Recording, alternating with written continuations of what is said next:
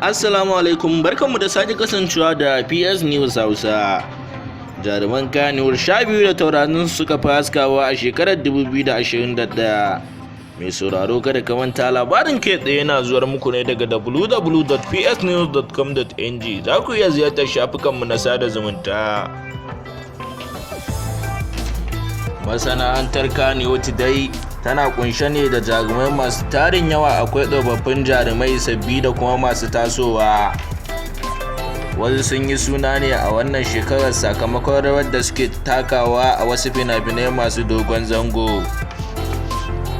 A cikin shekarar nan ta 2021 akwai jarumai da taurarinsu suka fi haskawa sakamakon wata rawa da suka taka a wasu sabbin fina-finai ko kuma makamancin haka. PS News ta tattaro wa masu karatu jerin jaruman Kannywood 12 da taurarin suka fi haskawa a wannan shekara ta 2021. Mutum na farko, Lawan Ahmad. Wannan dai tsohon jarumi ne kuma ba tun yanzu ba masu kallon fina-finai suka fara ganin sa. Wato Lawan Ahmad ya samu shura ne sakamakon fim ɗinsa na wannan shekara mai suna Izzarsu. Babu shakka wannan wannan ya samu karbuwa a wurin mutane. Mutum na biyu, wato Adam Abdullahi Adam, wanda aka fi sani da Dadi Hikima ko kuma Abale. Abale ya kasance ma'aikacin jinya ne kafin ya shigo masana'antar. Tauraruwarsa ta fara haskawa ne a wani fim mai dogon zango mai suna A Duniya. A halin yanzu Dadi Hikima shine ke jan ragamar fim ɗin Sanda da na Ladidi. A yanzu haka Abale ya bayyana a fim mai dogon zango na Labari Na. Tauraruwa ta uku, wato Ummi Rab. An haifi Ummi Rab dai ne a shekarar 2004. Ta fara bayyana a wani tsohon fim mai suna Ummi. Tauraronta ya haska a wannan shekarar bayan ta fara fim ɗin Farin Wata, kafin daga bisani ta fara fim mai dogon zango mai suna Hope na mawaƙi mai suna Lilin Baba. Tauraruwa ta hudu ita ce Aisha Najamu. Wato Aisha Najamu, jaruma Aisha Najamu ta fara bayyana ne a shekarar nan a cikin shiri mai dogon zango mai suna Izzarsu. Salanta kamarta da nuna isa ne yasa jama'a ke son wasanta. Tauraro na biyar shine Nuhu Abdullahi.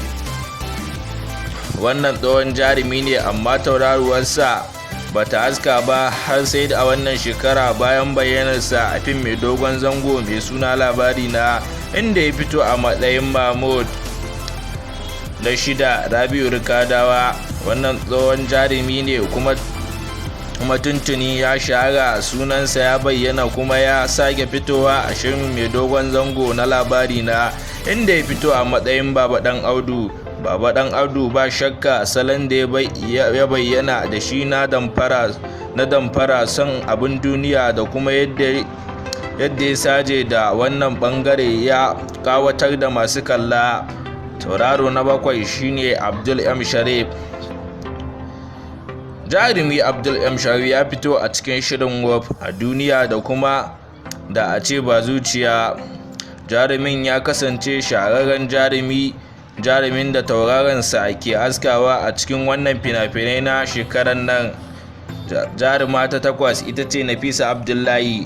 Jaruma Nafisa Abdullahi dai ba sabuwar jaruma ba ce da ta daɗe tana gwagwarmaya a masana'antar, sai dai a wannan shekara sunanta ya fi fitowa tare da haskawa sakamakon rawar da take takawa a fim mai dogon zango mai suna Labari Na. Tauraro na tara, Hauwa Ayawa. Wannan jaruma dai za mu iya cewa a wannan shekara ne ta fara haskawa kuma an fi sanin ta da suna Aziman Gidan Badamasi a fim mai dogon zango da ya fito da ita a wannan shekara. Tauraro na goma, Tijjani Asase. Wannan jarumi ya daɗe a masana'antar Kannywood kuma ya bayyana a fim fina-finai daban-daban, sai dai jarumin ya yi shura a wannan shekara ne sakamakon rawar da yake takawa a fim ɗin Gidan Badamasi da a duniya. Tauraro na 11 shine Shamsu Dan Iya. Duk da ba wannan bace shekarar farko da jarumin ya fara yin suna ba, sunan shi ya sake fita ne a fim ɗin Bana Bakwai da kuma Gargada. Tauraruwa ta 12 Momi Gombe. Babu shakka wannan jaruma ta yi suna a wannan shekarar sakamakon fina-finai da ake fitowa tare da manyan jarumai. Fina-finanta da take fitowa tare da manyan jarumai, ta kan fito tare da manyan jarumai kamar su Alinu, Adam A Zango da dai sauransu. Ƙarshen labarin kenan da ya zo muku daga www.psnews.com.ng.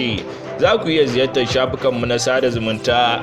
Idan a Facebook kake kallon wannan bidiyo, ka yi ƙoƙari ka danna mana following. Idan kuma a YouTube kake kallo, ka yi ƙoƙari ka danna mana subscribing domin kasancewa tare da mu.